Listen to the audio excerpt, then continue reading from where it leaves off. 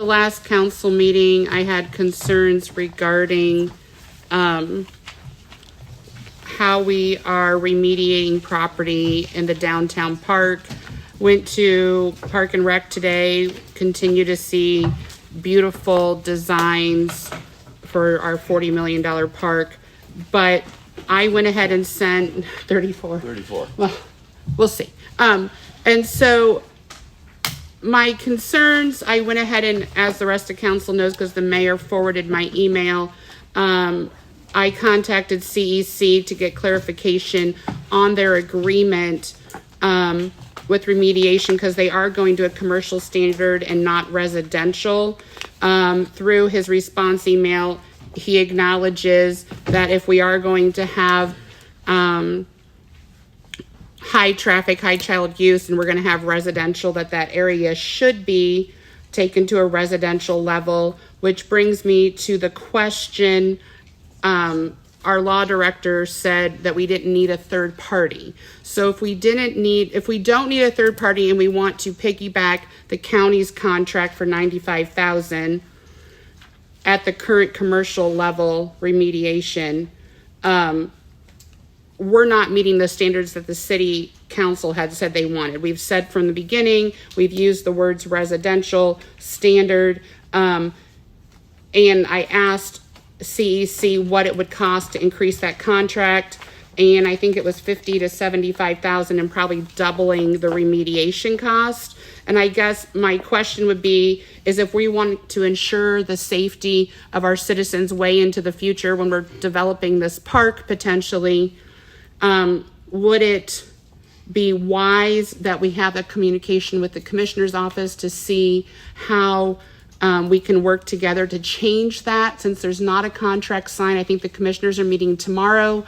And then I know that Matt, I thought Matt was coming. I think you were meeting with the mayor and some other folks about seeing if we take over some of the cost of helping support for that $850,000 Brownfield Grant. So there's a lot of moving parts, but at the end of the day, we need to make sure we are cleaning that site for the safety of our community. We don't, since we had chromium and other things there that are high cancer causing, I think if we are able to work with the commissioners, go and get that residential, then I would be in favor if that dots our I's and crosses our T's, and not getting a third party if we're going to piggyback that. So I guess, Rob, is that an option? Because I know you say we don't need a third party. You look stressed with me just asking, but I think we definitely have to address this. I know the mayor has her hand up here. There's a lot of about this whole entire project and the way it's going to end up at the end, and I understand might satisfy your question here, and I've discussed it with the mayor, and I think she's got a good answer for you. Mayor? Yeah, so first, I guess I would clarify, Mr. Coonfair's email stated that the contract for the Brownfield remediation, as we have stated, is only required to do a commercial cleanup standard. That is just the standard as part of the grant process. That is what his current proposal is for. However, as he also stated, the standard for which the specs are written for the phase 2 benching at completion of the benching is parks and open space. And in your subsequent, when the auditor then emailed, he did not say parks. Yes, he did. He said parks and open space, which is the appropriate standard for all parks across our communities, across the nation. It is a perfectly appropriate standard. And to further safeguard us, the benefit is that in this area, we would have been doing this as part of the benching regardless. What we have done is be proactive to clean out the contaminations in this area in a phased approach using Brownfield grants. And any of the dirt that is removed, they have to find so much margin beyond any contamination they find. Then they bring in clean dirt, and they will have then the additional parks and open space restrictions. Yes, the residential standard is higher, but the parks and open space is extremely high. It is not like, hey, we're really risking cancer here if we only do it to parks and open space. So I think that that's an unfair statement. So what we are doing now, I did not participate in the meeting today, but I believe the auditor and Matt did speak with some representatives of the county today. The county is working to request the extension for the Brownfield Grant, which we expect for them to be able to do. They are looking then to go out to bid on the Brownfield Grant for this phase. If necessary, then the city will look at helping them cover. This is a reimbursement grant, so that what their challenge right now is, if they need to set aside and front the money, they have concerns about doing that out of the general fund rather than flood mitigation fund. However, I would push for them to do it the city. That is revenue that has been generated by city and county taxpayers, and then the city has upfronted additional funds on lots of other things and set aside general fund money. I believe that the commissioners can step up and put their money aside to do this. So I think that it's important just to clarify all of the things, because I think your questions were correct. I think the interpretation of his responses are different. The ultimate result is the benching will be cleaned to a parks and open space standard, which is safe for the residential developments around it. It is cleaning beyond. They're going to be cleaning far beyond just the 2-foot standard, because they have to remove any contaminated soil, as well as then test at the end of the thing. I know your other question was on a no further action letter that can potentially be obtained. However, there's no actual state or federal agency that has required action on this property, so it would be an additional process. That is something that we are looking into. But when the benching is complete, they will complete a full another round of testing to make sure that it is safe for the purpose that we have defined it for, which is parks and open space adjacent to residential. And I have a very clean conscience that we are not going to put a contaminated park. Nobody here, and it's unnecessary to continue to say that nobody here, because they are pushing for something else, doesn't care about the safety of folks. Please don't change. Okay, Ms. Frische. So please don't change my words. And the contract that the county has says commercial high child exposure. And yes, we are doing a Brownfield grant, and yes, we are doing a level of remediation. I'll use the word, in my opinion, as a resident, as a parent, as a council person, I'll call it the cheaper route, because we're going 2 feet deep versus 10 feet deep. And you also have to think about floodwaters and pushing up those contaminants and bringing them to the surface. And I am not an expert, and you are not an expert, but if our contract reads residential high child exposure, we are better servicing the community for a park and open space. And you can't use park and open space together either. Those are two different meanings. So we are not the experts. And I'm not saying that we shouldn't clean it, but you're not cleaning it to that level. We're doing it to a Brownfield grant, and we have knowledge from the Reinig property. We have knowledge of what is there. And you're choosing to turn a blind eye, and I just don't get it unless we don't have the money to help out. Mr. Russell. So I'm just going to read from this email so that everyone else can hear the exact words. Thank you. I attended the commissioners meeting last Thursday. They asked me to deliver you guys a message that's relative to this. And I want to be careful, Mr. Russell, because we don't want to mislead the public. That's one component of a 16-plus acre parcel. It's a very minor component of it. It's the minority of the land, not the majority. Out of the 67 boreholes, there were 21 hot spots found throughout the entire place. What the county has asked me to share with you, their position is, and this was Commissioner Bateson, he asked me to bring this back to you. He said you were welcome to attend his meeting Thursday. He would welcome you. Because what they're going to do is they're going to clean it, as Ms. Frische has identified, to the lower standard, the less clean standard, hand it to us. And then the whole process will begin again, and it'll be then cleaned to the standard that we desire it to be for what we are looking for. So my concern is not the nomenclature and not the politics, but the process. It makes little sense to me that we're gonna do it twice. If you're gonna go in there and clean it, and I think, and I don't wanna speak for Councilwoman Frische, it makes more sense to clean to the desired standard up front with mutual participation. The second thing that came to light today, which I found very, very interesting, was that the county is asking us to participate, claiming they don't have the money to front the money. The interesting thing about that is they have a grant. They have a fully 100% reimbursable grant. So I asked the question, and Mr. Finer was in the room with me today. I asked the question, I said, I don't understand.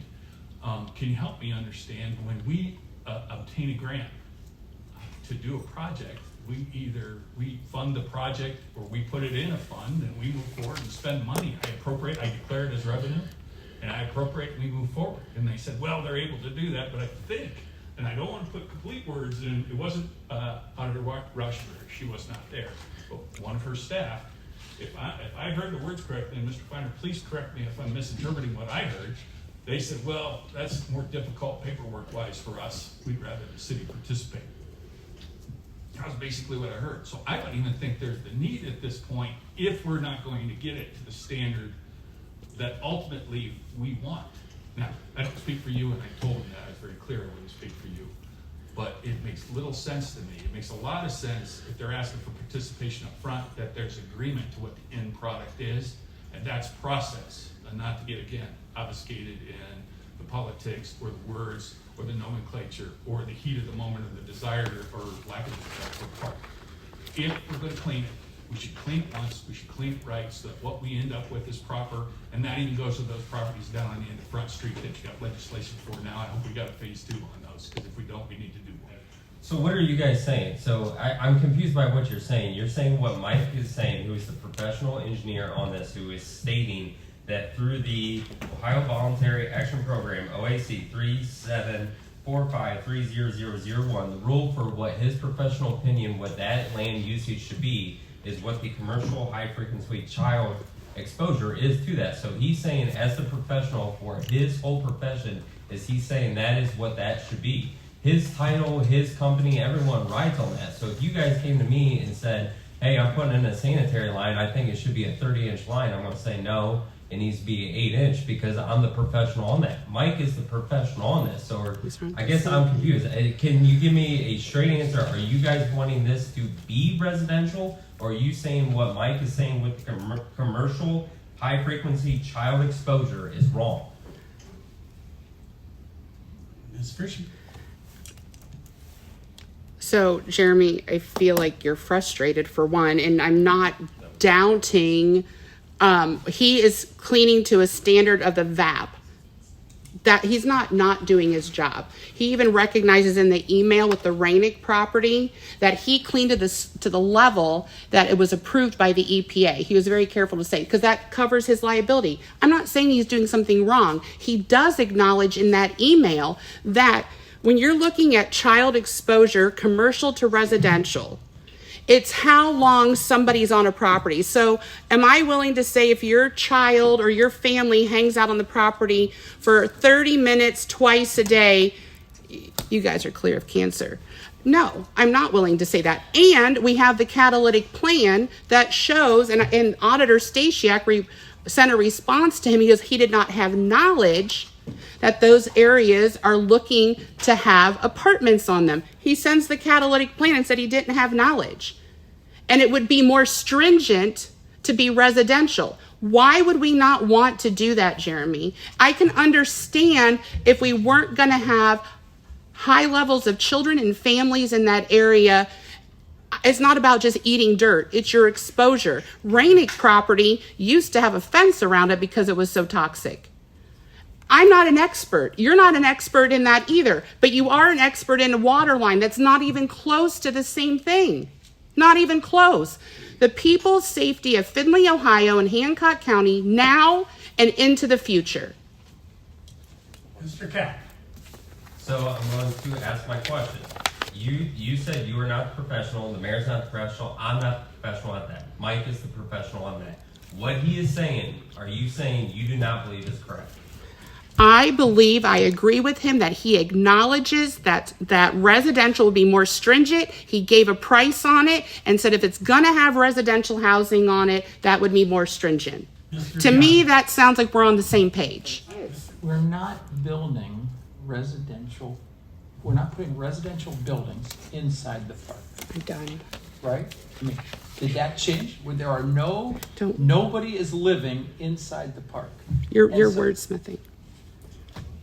Okay, let's finish this up. I can see the heat in the room. So I'm of the opinion we're not changing the cleanup standard, and we're gonna stay with what the professionals recommend. We're not putting residential housing in the park. If we were, then you would have to go to the next level. But that is not the case. It's the area. Hang But on, we're Ms. not Frische. remediating the entire neighborhood, we're remediating our park area. Do you know the Mr. catalytic Station. plan? Thank you. I think, again, this has got lost in the confusion. The commissioners are sending a message to us. They are not cleaning to that standard, all that ground. The ground is going to be, they're saying, the commissioners have told me to deliver the understand. message. So. And I'm okay with that. And maybe what we need to do is get a clarification here, because ultimately in the meeting today, we learned the goal was to clean to that standard. Mike Kuhn first said the goal was to clean to that standard, and ultimately I learned from Mr. Codania this afternoon, this morning, that we will get a letter that no further action is required. At some point, there's an opportunity to require that. Potential. I think there's just confusion, and again, my hope is that we're not doing it in two phases, so I'm not questioning the integrity of Commissioner Kuhn either. What I'm saying is, I'm being told something different and a message to deliver from the commissioners. Maybe the commissioners don't understand, but there's a lot of confusion here, and it probably should be cleared up. There's no confusion. So Matt can come forward and correct me if I'm wrong. We can wrap this conversation up because we've had it about 9 times already the last 3 years. You should keep I having would it. just specify that there are 2 different levels of cleanup that are going to occur at 2 different points of time. Both of them are contracted by the commissioners in essence. The first one is the Brownfield, which they have to do, which is commercial standard with high exposure, okay?